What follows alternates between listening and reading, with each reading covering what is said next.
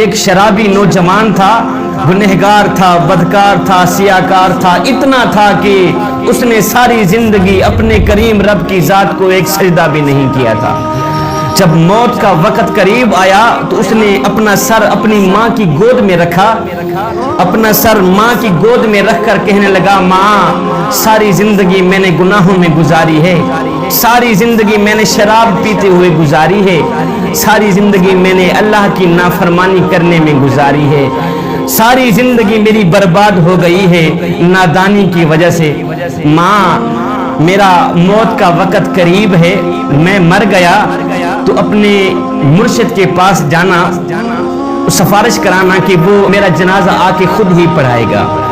صاحب ظاہر ہے کہ مرشد جب جنازہ پڑھانے کے لیے آئے گا تو 4 بندے بھی اس کے ساتھ ہوں گے، نہیں تو میرا جنازہ کون پڑھے گا؟ میں تو اتنا گنہگار ہوں، بدکار سیاکار ہوں، میں نے ساری زندگی شرابیں پیتے ہوئے اللہ کی نافرمانی کرتے ہوئے گزار دی۔ اللہ اکبر۔ ماں اٹھی گئی اپنے مرشد حضرت حسن بصری کے پاس، جا کر کہنے لگی، میرے مرشد میرا بیٹا موت کے قریب ہے، تو وہ کہہ رہا ہے جب میں مر جاؤں تو اپنے مرشد کو کہنا کہ وہ آ کے میرا جنازہ پڑھائے گا۔ حضرت حسن بصری کہنے لگے، مائی وہ مر گیا تو میں اس کا جنازہ نہیں پڑھاؤں گا، اس نے ساری زندگی شرابیں پیتے ہوئے گزاری ہیں، ساری زندگی وہ مسجد کے قریب بھی نہیں گیا، ساری زندگی اس نے اپنے کریم رب کی ذات کو ایک سجدہ کرنا بھی گوارا نہیں کیا، میں اس کا جنازہ کیسے پڑھا سکتا ہوں؟ اللہ اکبر۔ وہ ماں روتے ہوئے واپس آئی، دوبارہ اپنی گود میں اپنے بیٹے کا سر رکھا، سر رکھ کر کہنے لگی، بیٹا کاش کہ تو نے زندگی میں ایک بات بھی میری مانی ہوتی تو آج میرا مرشد جنازہ پڑھانے سے انکار نہ کرتا، زندگی میں ایک بات پر بھی تو نے عمل کیا ہوتا، آج میرا مرشد تیرا جنازہ پڑھانے سے انکار نہ کرتا۔ میرا مرشد کہتا ہے کہ اس نے ساری زندگی اللہ کی نافرمانی میں گزاری ہے، شرابیں پیتے ہوئے گزاری ہے، میں اس کا جنازہ نہیں پڑھاتا۔ اللہ اکبر۔ نوجوان رونے لگ گیا۔ جوانوں سنو، نوجوان کی آنکھیں خون کے آنسو بہانے لگ گئی، ماں تڑپنے لگ گئی۔ نوجوان نے کہا، اماں جی ایک بات تو بتائیں۔ ماں کہنے لگی، جی بولو بیٹا، کیا کہنا چاہتے ہو؟ نوجوان نے کہا، ماں مجھے اتنا بتا دے کہ میرے گناہ زیادہ ہیں یا میرے کریم رب کی رحمت زیادہ ہے؟ میرے گناہ زیادہ ہیں، میری بدکاریاں زیادہ ہیں یا اس کریم رب کی رحمت زیادہ ہے؟ ماں خاموش رہی، ماں نے کوئی جواب نہ دیا۔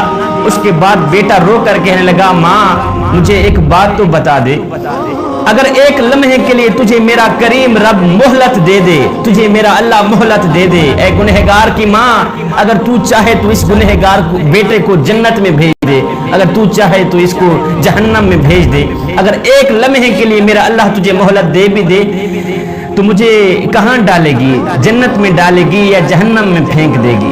ماں فوراً بولی، نہیں بیٹے، اگر مجھے ایک لمحے کے لیے بھی میرا اللہ مہلت دے دے تو میں تجھے جنت کا دروازہ کھول کے اندر ڈال دوں گی، جنت میں ہی بھیج دوں گی، فوراً بھیج دوں گی۔ نوجوان تڑپ کر کہنے لگا، اماں جی جو خدا 70 ماؤں سے بھی زیادہ محبت کرنے والا ہے وہ مجھے جہنم میں کیسے ڈال سکتا ہے؟ تو ایک ماں جتنا پیار کرتی ہے، وہ میرا کریم رب 70 ماؤں سے بھی زیادہ محبت کرتا ہے مجھ سے، وہ مجھے جہنم میں کیسے ڈالے گا؟ یہ کہتے ہوئے خشیت الہی میں آ کر آنکھوں سے آنسو بہاتے ہوئے، آنکھوں سے نیر بہاتے ہوئے نوجوان کی روح پرواز کر گئی۔ ادھر ماں رو رہی تھی، دوسرا کوئی رونے والا نہیں تھا بیٹے کو، ادھر کسی نے دروازے پہ آ کے دستک دی۔ ماں نے جب دروازہ کھولا تو سامنے مرشد کریم نظر آئے، حضرت حسن بصری نظر آئے۔ محترمہ کہنے لگی، مرشد کریم آپ نے تو مجھے جواب دیا تھا، آپ کیسے آ گئے؟ آپ کو کیسے پتہ چلا کہ میرا بیٹا فوت ہو گیا ہے؟ مرشد کریم کہنے لگے، محترمہ جی جب تو میرے پاس آئی تھی اس وقت میں سونے لگا تھا، میری آنکھ لگی، خواب میں کسی کہنے والے نے کہا، میاں تو سویا ہوا ہے اور میرے یار کا جنازہ کون پڑھائے گا؟ حسن بصری تو یہاں پہ سویا ہوا ہے، ادھر میرا یار مرا ہوا ہے، میرا دوست مرا ہوا ہے، جا میرے دوست کا جنازہ پڑھا کے آ۔ ہے ادھر ندامت کے 2 آنسو بہے تھے، ادھر ندامت اور شرمندگی خشیت الہی میں آ کر آنکھوں سے 2 آنسو بہے تھے، ادھر بخشش کا فیصلہ ہو گیا تھا۔ ادھر مغفرت کا فیصلہ ہو گیا تھا، ایک آنسو کی مار تھی، سارے کے سارے گناہ معاف کر دیے گئے۔ نوجوانو، کریم رب کی چوکھٹ پہ آ گیا کرو، اپنا سر جھکا دیا کرو، خشیت الہی میں آ کر ایک آنسو بھی بہا دیا کرو۔